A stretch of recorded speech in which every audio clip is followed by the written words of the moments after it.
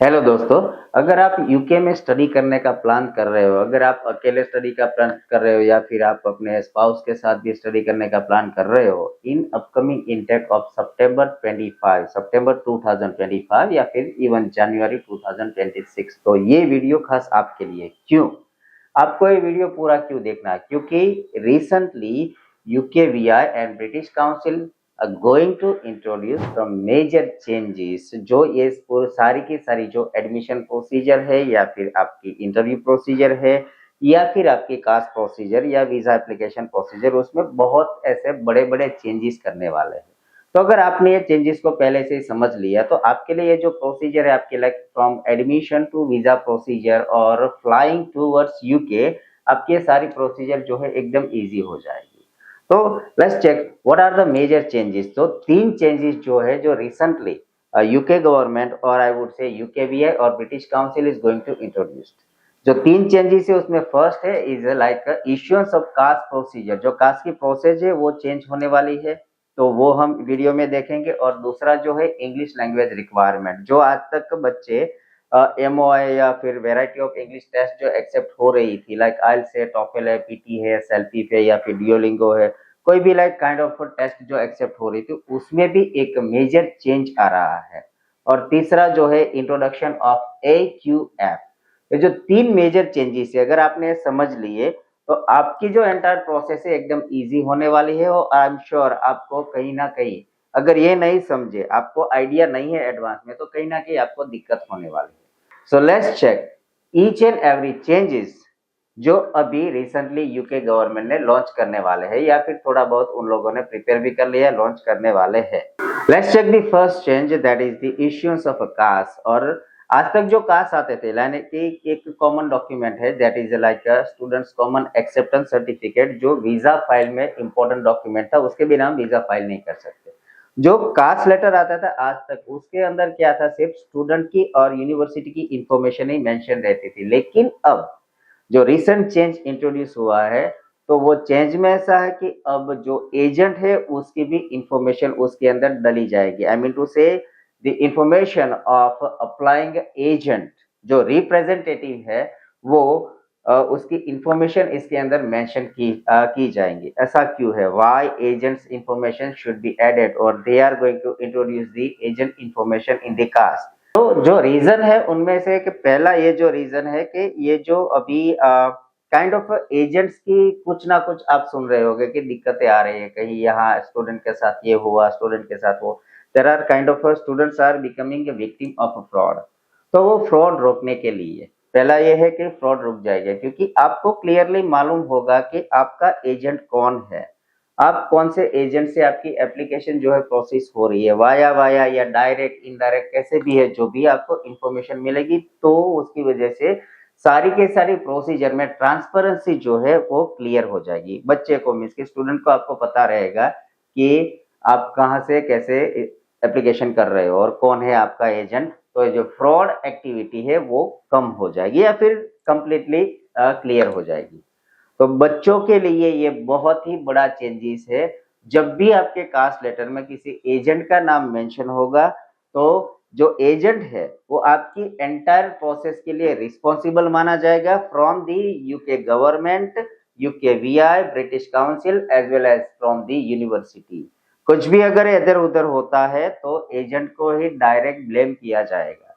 तो इसके लिए ये जो फर्स्ट चेंजेस ये है। और सेकंड चेंज ये है कि जो standard English language requirement test है उसमें भी एक बहुत बड़ा चेंज है। ये पॉइंट आप खास सुन लीजिए, अगर आपने नहीं समझा तो आपको दिक्कत होने वाली है, सभी सितंबर वाले बच्चे के लिए।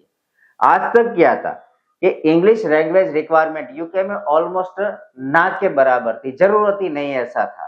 करना क्या है, तो कुछ नहीं, जो एमओआई है, मीडियम ऑफ इंस्ट्रक्शन, उसके ऊपर most of, like I would say अभी 80% ऑफ स्टूडेंट एमओआई के ऊपर जा रहे हैं, कोई भी स्टैंडर्ड टेस्ट नहीं दे रहे थे। तो वहां जाके बच्चों को दिक्कतें आ रही थी। दिक्कतें कौन सी आ रही थी? तो एक तो वहां पे लोकल कम्युनिकेशन, क्योंकि लैंग्वेज की प्रिपरेशन ही नहीं है, तो लोकल कम्युनिकेशन में इश्यू आता था। दूसरी पार्ट टाइम जॉब में इश्यू आता। और यूनिवर्सिटी की ओर से देखे तो लेक्चर्स, प्रोफेसर थोड़ी हमें हिंदी या फिर लोकल लैंग्वेज में पढ़ाएंगे, वहां की स्टैंडर्ड जो लैंग्वेज है वो सीख के नहीं जाते तो लेक्चर समझ में नहीं आते थे, प्रोजेक्ट्स और असाइनमेंट में प्लेगरिज्म आ जाता, कहीं ना कहीं से कॉपी कर लेते थे। तो फेलियर रेशियो जो है वो अल्टीमेटली हाई हो गया, प्रोफेसर्स को पढ़ाने में दिक्कत होने लगी। तो ये जो सारी कंप्लेन है उसको इन लोगों ने माइंड किया, और अभी फ्रॉम सितंबर आप याद रखिए एमओआई नहीं चलेगा, कुछ भी नहीं चलेगा, एक ही स्टैंडर्ड टेस्ट ये लोग इंट्रोड्यूस करने वाले हैं। मोस्टली आइल्स हो सकती है क्योंकि that is the most common test, IELTS या फिर आइल्स यूकेवीआई, दोनों में से आप किसी भी टेस्ट को दे सकते हो।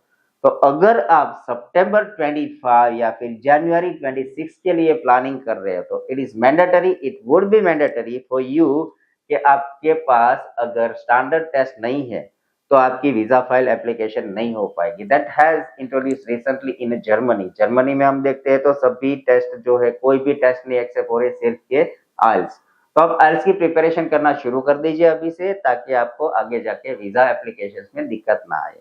और आइल्स में अगर आपको इश्यू आ रहे हैं प्रिपरेशन के लिए, क्या है IELTS, what are the modules, how to prepare और how to achieve a good band score in IELTS, so I have my own YouTube channel IELTS with Deepak, उसको सब्सक्राइब कर लीजिए। आपको वहां पे सारी की सारी इंफॉर्मेशन या फिर सारी के सारी आइल्स की जो प्रिपरेशन प्लानिंग है वहां से मिल जाएगी। तो ये था दूसरा चेंजेस। और यहाँ पे एक बात ये भी नोट करना चाहता हूँ कि ये जो रिक्वायरमेंट है जो आने वाली है, that would be for only certain universities, not all the universities. That means आपको पता होना चाहिए आप जो यूनिवर्सिटी में एप्लीकेशन कर रहे हो वो यूनिवर्सिटी में इंग्लिश टेस्ट की रिक्वायरमेंट आने वाली है या नहीं है। तो देयर आर और दी लिस्ट जो कि अभी थोड़ा बहुत बना है, प्रिपेयर हो चुका है, डिक्लेयर नहीं हुआ है, और मैं यहाँ पे ऑन स्क्रीन डिक्लेयर नहीं कर सकता because of some restriction.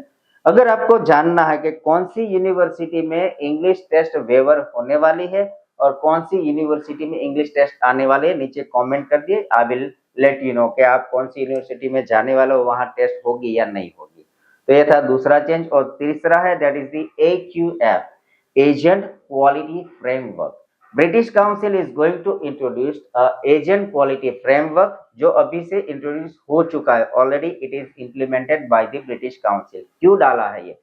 To improve the quality of agents, क्योंकि अभी हम देखते हैं कि there are number of agent जो नॉन क्वालिफाइड एजेंट है, एप्लीकेशन प्रोसेस करते हैं और कुछ ना कुछ कहीं ना कहीं बच्चों को दिक्कतें आती है। तो AQF क्या है? तो एक स्टैंडर्ड प्रोसीजर है कि जहां एजेंट को ये प्रोसेस क्लियर करनी पड़ेगी। उसमें क्या है? बच्चे की प्रोफाइल असेसमेंट करना, प्रॉपर एवेल्युएशन करना, उसकी प्रोफाइल, उसकी स्किल, उसकी लायबिलिटीज क्या है, उसके अकॉर्डिंग उसको यूनिवर्सिटी या प्रोग्राम सजेस्ट करना। तो बच्चे के करियर के लिए ये अच्छा होगा।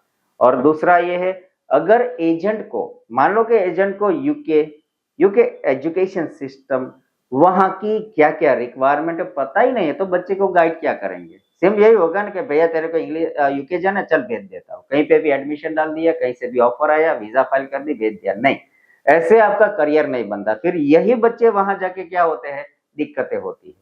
कहाँ पे? प्रोग्राम पास नहीं हो पाता क्योंकि आपकी फील्ड कुछ, फील्ड ऑफ स्टडी या फिर आपका एक्सपीरियंस कुछ अलग था और आपने प्रोग्राम कुछ अलग ले लिया, पास नहीं हो गए। मान लो पास भी हो गए तो जॉब नहीं मिलेगी, जॉब नहीं मिली तो आपके PR के चांसेस या फिर वर्क परमिट एक्सटेंशन तो इम्पॉसिबल है, रिटर्न आना पड़ेगा।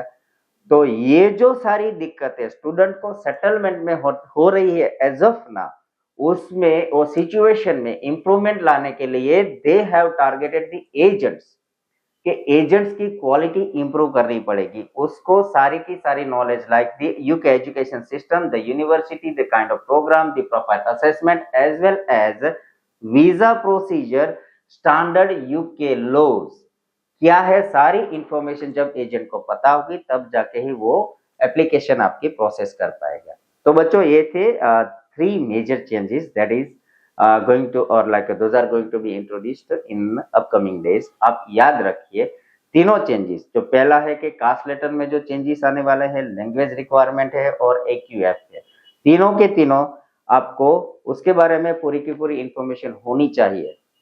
तो इन तीनों में से आपका रोल क्या है? बीइंग ए स्टूडेंट आपको क्या ध्यान रखना है? तो आपको एक ही ध्यान रखना है कि आपको एक स्टैंडर्ड क्वालिफाइड या फिर जिसके पास एक स्किल है ऐसा एजेंट के पास ही आपकी एप्लीकेशन प्रोसेस करवानी है। फर्स्ट है। सेकंड, आपको अभी से ये वीडियो जब देख रहे हो तो खत्म करके अभी से आप मेरे यूट्यूब चैनल जो है यही चैनल में आप देख लीजिए, there are number of videos for IELTS. IELTS preparation शुरू कर दीजिए, उसके बिना इम्पॉसिबल होगा। तो और एक बात वो भी है कि मान लो कि आप लैंग्वेज टेस्ट वेबर यूनिवर्सिटी ढूंढ रहे हो, तो कौन सी है, तो उसके लिए आप कमेंट कर दीजिए, मैं आपको रिस्पॉन्स कर दूंगा कि कहाँ टेस्ट आने वाली है, कौन सी यूनिवर्सिटी में टेस्ट नहीं होगी। फिर भी आप जा रहे हो तो इंग्लिश सीखना तो जरूरी है। तो उसके लिए मैंने 2 चैनल बनाई, एक तो ये है आइल्स विद दीपक और दूसरी है इंग्लिश विद दीपक, जहां आप from basic to advance English सीख सकते हो। दोस्तों ये थे मेजर चेंजेस, और आई विल कीप अपडेटिंग और कीप यू पोस्टिंग। जो भी चेंजेस आते हैं, आने वाले हैं, क्या होगा आपके लिए, क्या अच्छा है क्या नहीं है, तो ऐसे ही अपडेट्स के लिए और इन्फॉर्मेशन के लिए बने रहिए हमारे इस यूट्यूब चैनल आइल्स विद दीपक के साथ। इसे लाइक शेयर एंड सब्सक्राइब कर दीजिए और मैक्सिमम टू मैक्सिमम शेयर कीजिए ताकि ये इन्फॉर्मेशन सभी बच्चों तक पहुंचे। Thank you so much and thank you for being with us.